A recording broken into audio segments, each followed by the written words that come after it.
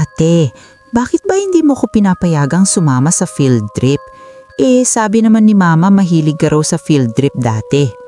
Bunso, gusto mo bang ikwento ko sa'yo yung nangyari sa huli kong field trip? Bakit? Konektado ba yun kung bakit ayaw mo akong payagan?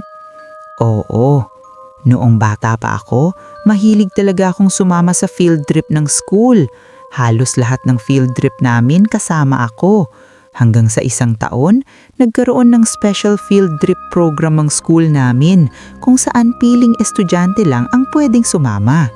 Hindi ako napili pero dahil gustong-gusto ko talagang makasama, nagmakaawa ako sa teacher ko.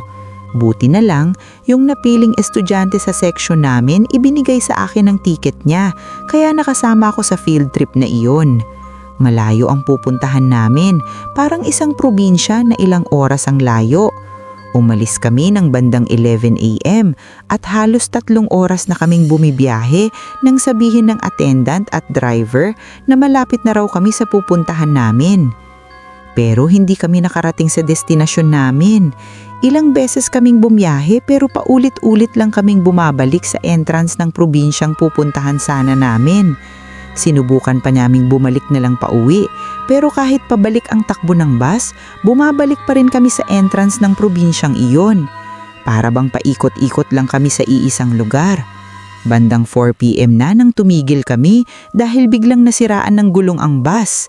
Natatakot na kami noon dahil nawala na rin ang kasunod naming school bus na dapat ay kasama namin. Pinababa muna kami ng attendant habang pinapalitan ng driver ang gulong ng bus. Dahil mga bata pa kami, sinabi ng attendant na mag-head count kami. Nagbilangan kami, 1, 2, 3, hanggang umabot ng 14. Para hindi kami mawala, pinartner kami para bantayan ng isa't isa. Yung iba sa amin nangolekta ng mga kahoy dahil parang gubat ang paligid at gumawa kami ng parang aapoyan kung sakaling gabihin kami doon. Wala ring signal ang mga cellphone ng attendant at driver kaya wala silang matawagan. Yung iba naman sa amin ay wala ring cellphone dahil mga bata pa kami. Pagkatapos mapalitan ng gulong ng bus, madilim na ang langit. Pinapasok na agad kami ng attendant sa bus at sinabi sa driver na bumiyahe na ulit kahit na paikot-ikot lang kami. Bago kami umalis, nag-head count ulit kami. Nagbilangan kami, 1, 2, 3, hanggang umabot ng 12. 12 na lang kami. Nagulat ang attendant at binilang niya ulit kami, pero 12 pa rin. Bumaba siya ng bus at sumigaw kung nasaan na ang 2, pero walang sumasagot. Tunog lang ng gabi at hangin sa gubat ang naririnig namin. Nagsimulang umiyak ang ibang mga bata. Kinuha ng attendant ang listahan ng mga estudyanteng sumama sa field trip para tignan kung sino ang nawawala. Pero lalo siyang nagulat. 11 lang pala ang estudyanteng nakalista na sumama sa field trip. Ibig sabihin, sobra kami ng 3. Biglang naputol ang kwento. At sino ang kausap mo? Tanong ng nanay. Si ate po.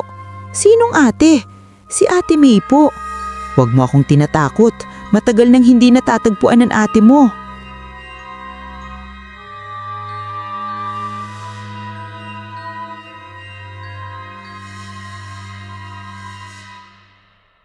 Kung may pakiramdam kang may nanonood sa'yo habang pinapakinggan mo ito, baka hindi lang imahinasyon ang dahilan. Mag-comment sa ibaba mga habitwin at ibahagi ang inyong kwento. Baka kayo na ang susunod na ma-feature sa aking YouTube channel.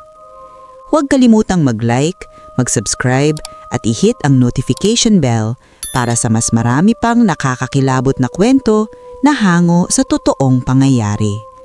Maraming salamat!